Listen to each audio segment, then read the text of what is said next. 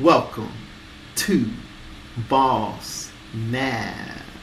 I'm your crypto specialist, Val, and today we're going to go over GPU.net and its competition and how it compares. So if you like this particular episode, please like and subscribe. It'd be highly appreciated. So I was going through doing some research on GPU.net, and I came across this particular chart as I was doing one of my other videos, and I had always told myself that I wanted to go back and kind of just look at it and kind of give my perspective. The reason why is it's always good to know what the competitors are of a particular project or investment, and I thought this was a unique chart that kind of shows some of the features and the benefits of GPU.net. So I wanted to kind of cover, just my first impressions of the information. So this chart here is comparison of the subnets versus other competitors. So we have GPU.net subnets. Now subnets on GPU.net is kind of like dApps or affiliated projects that are affiliated with GPU.net. I have Boss Nav as my subnet, which is subnet 19, and you can check it out. I'll go ahead and post a video on the Kings, which is called subnets as well. But so here we got GP.net, a cache network. You also have Render Network, BitTensor. You have Singularity Net, Binance Launchpad, and ICP, which is Internet Computer Protocol. So I thought this was a really good chart just overall. The one that really stuck out to me was Render, because when I first saw this particular project, one of the main dApps or apps on GPU.net is they have where you can do the Airbnb GPUs, where you can rent GPUs with their dApp, their specific dApp for that particular service on the main website. So that's like one of their main services. And then the subnets offer additional services utilizing all the technology and GPU power to be able to offer different things on this particular platform. So here are some of the features and benefits of GPU.net subnets. And I would like to compare it to primarily Render. I think that's a very good comparison overall. But this chart seems to kind of highlights a lot of the differences and advantages that GPU.net subnets offer in the platform GAN chain.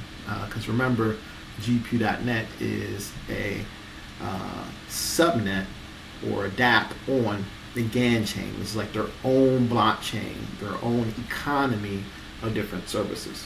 Okay, so let's look at this chart. So under GPU.net subnet features, its core focus is powered projects and decentralized launchpad. So pretty much the services, the AI that it's going to be powering with all these different GPUs, thousands and thousands of GPUs, they're going to be using all that power to provide different services. It's going to be a launch pad for different projects. That's one of the reasons I have it there. And they're going to make it very simple to be able, you don't need to know any coding, just plug and play and just pick what services you want to offer. And it's going to be really modular and very easy and simple to use.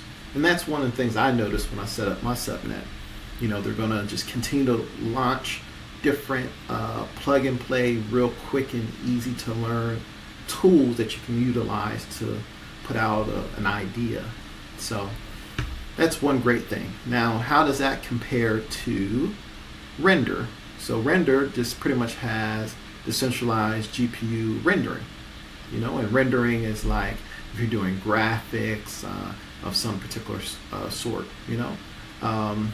So that's pretty much how that particularly compares. Now, compute access is the next category here.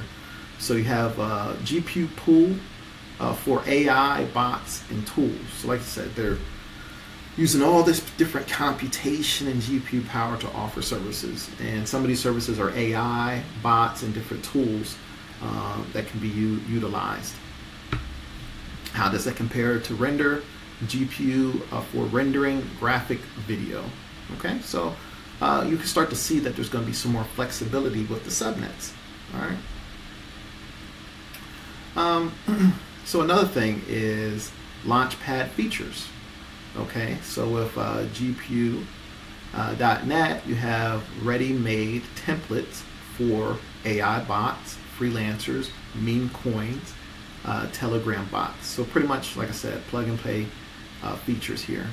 And for render, they don't really have a Launchpad. You know, it's really just the service that they're offering. Now, they were one of the first to do it, and that's why they're very, very popular. But I do like the flexibility of GPU.net. So some other different things. They're going to have governance at some point. And I think this is important in the future to kind of gauge the community. Right now, they don't really have this particular feature where you're voting on what the team actually does. But one thing they do have right now is the way you get interest as a person that has a node is by, if you have GPU coins, you can place those coins called staking to get interest on your money. And the way you get the interest is by voting on the projects that you like the most. And if you vote for them, that particular project would get funding. Okay, and so you're essentially voting for the ideas that you like the most, and that's how the network puts resources towards our projects. So it's kind of like a build to earn model, but you have to pretty much show your value of the network. Now, there are some different things I have regarding that in terms of like, I personally would love to see projects that are focused on bettering the blockchain, you know, overall. I don't necessarily know if I see a lot of projects that to me are really geared towards the AI, geared towards offering these particular services. There are some, but they're not necessarily the ones that are leading the way with some of the voting that's going on. So, but I really would love to see a real focus on like projects that are doing like AI and Twitter bots. So there are quite a few of them on there, but I would like to see more of those lead the way when it comes to voting. But right now, there's only so many different people that are providing the votes at the moment. So hopefully, as the project continues to get ready for main launch and for the mainnet to come out, hopefully the people that have a lot of money in the project where they're getting staking rewards will vote for projects and dApps or the subnets that will best help the blockchain, especially in the short term, be successful.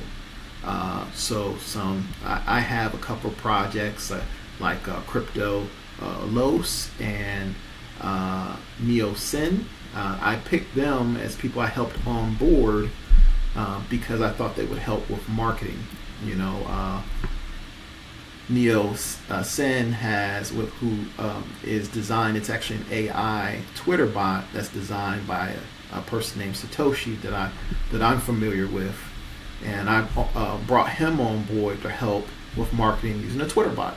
And then I brought PolkadotSpecialist on so that he can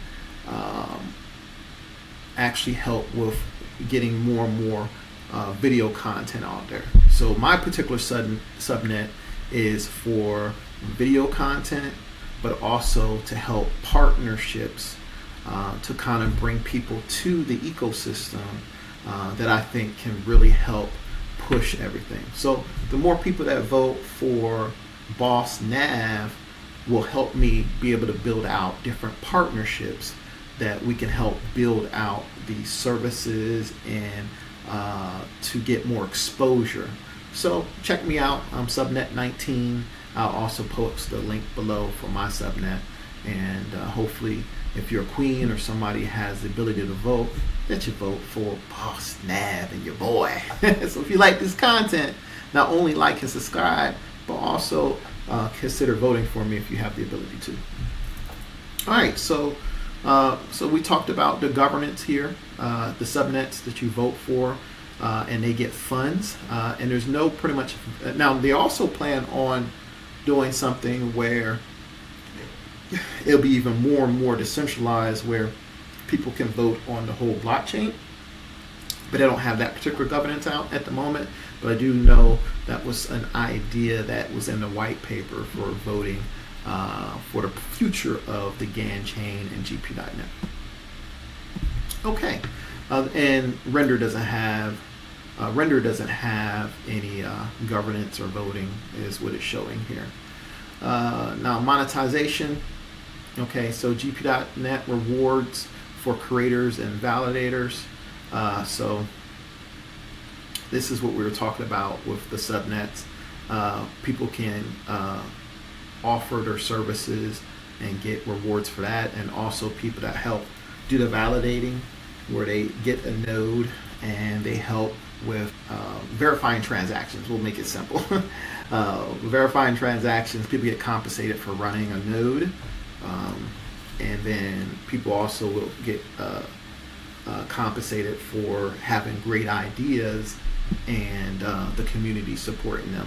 Okay, so that's what you have there. And the monetization for Render is pay per use GPUs. Okay, so that's how that works there. Now, staking and rewards. GPU.net stake GPU to boost projects and earn. So there's different ways. There's two different ways you really stake. So stake is where you put your GPU coins on the platform and you get some benefit for leaving them there in a certain way. That's called staking. So if you are a node holder and you place your coins as a stake and you become a queen, you'll get interest on your money. At one point, the interest was like 120%, but that's soon can adjust as we get more queens, and also when the mainnet happens, there's going to be an increase of the pool of rewards as well, significantly. So the overall pool is supposed to, I want to say double, but we're going to have subnets getting more rewards, and we're going to have more queens also as well that are projected to come, or more people that are going to be getting interest. So we don't know what the future interest is going to be until it actually happens. But that's one way that you can boost rewards. Another way is if you are a person offering services as a subnet, which is also called a king. If you're a subnet and you start getting rewards, you can vote for yourself, and that increases how much rewards you'll get from voting for yourself. Now, if you're not backed by a queen, then that doesn't do anything. But as long as you're already getting rewards and you vote for yourself as a subnet, that enhance how fast you'll get rewards and more rewards. But you do have to be at least supported a little bit by somebody that's verifying your project as a valid and of interest to the community as well. Now, on Render, there's no staking rewards. Okay. We have decentralization, fully decentralized, and on-chain governance. So these are in the plans. For me personally, I don't know if it's fully decentralized yet, because the team still has a level of control. But I do know the way the actual verification is working with the queens, with the voting. Now that's starting to become decentralized because the voting is going to be based on the community, but they haven't built out yet the how the voting is going to be for how the team actually rolls out things and stuff like that. They haven't started that particular voting, but there is some decentralization when it comes to the nodes and the people that are verifying transactions. So there is some level of decentralization, but I know in the future there's plans to do even more. Okay, now for render, you have decentralized GPU providers. And again, there's other things if you want to come here. This is docs, so docs.gpu.net backslash subnets. So this is actually a subnet section here. And so if you go where they are providing this information, you can check out how it compares to some of these projects. So for me, for time purposes, I just kind of wanted to cover render, which is a big project, and gpu.net and how they compare. But there's other comparisons on here as well. Okay, so again, the render has decentralized GPU providers. And let's see here, AI and web tools, AI-driven bots, automation, and then we have GPU computing.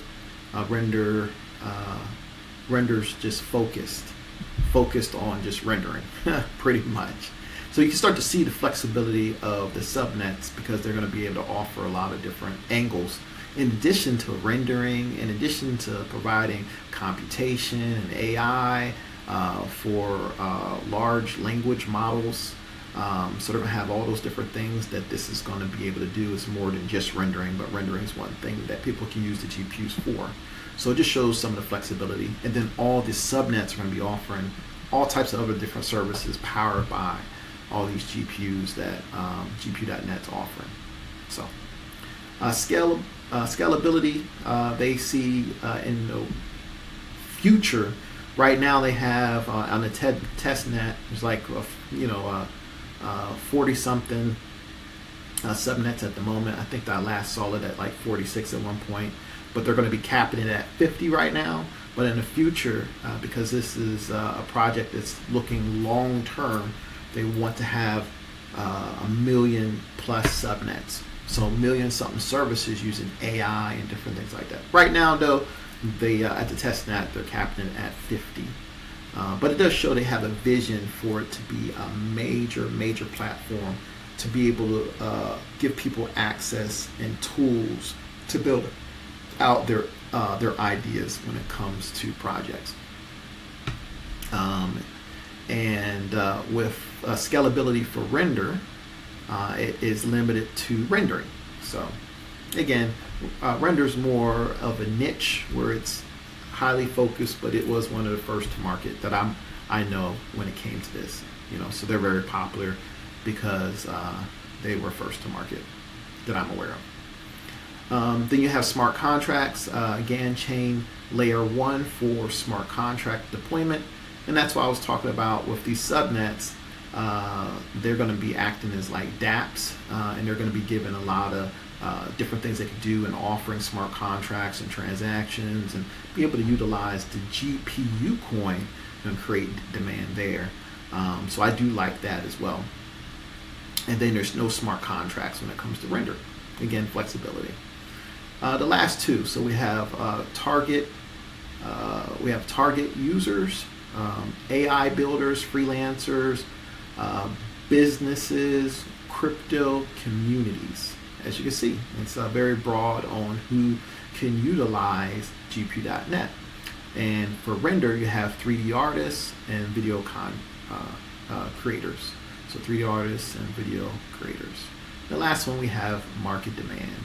So we definitely know, for me, these narratives are very big in crypto and in the future. And this is what I really like about gpu.net, because they're going to be focused on AI, Web3, so that's just crypto in general, gaming, which is definitely going to be big with crypto, with people doing the play to earn, and also needing computation to be able to have these new video games where the AI is smarter. The actual bosses and stuff like that, they can think better and be able to do things that you can't predict and stuff like that. And you need AI and you need computation power to power that type of thinking and adaptivity.